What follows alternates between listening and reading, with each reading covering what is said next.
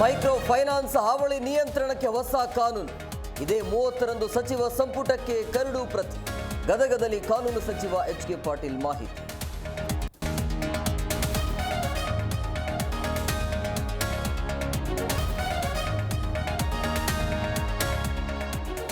ಯಾದಗಿರಿಯಲ್ಲಿ ನಿಲ್ಲದ micro finance ಅಟ್ಟಹಾಸ. ಊರು ತೊರೆದ ಕುಟುಂಬದ ಮನೆಗೆ ಮತ್ತೆ ಫೈನಾನ್ಸ್ ಬೀಗ. ಅನಾರೋಗ್ಯ ಮಗನೊಂದಿಗೆ ಮಹಿಳೆ ಕಣ್ಣೀರು.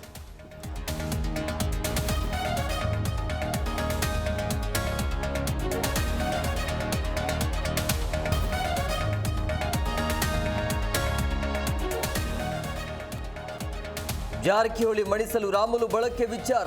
ಯಾರನ್ನು ಕರೆದು ಯಾರನ್ನು ಮುಗಿಸೋಕೆ ಆಗೋದಿಲ್ಲ. ಸತೀಶರನ್ನ ಕುಗ್ಗಿಸೋದು ಸಾಧ್ಯ ಅಂದ್ರು ತಿಮ್ಮಾಪುರ್.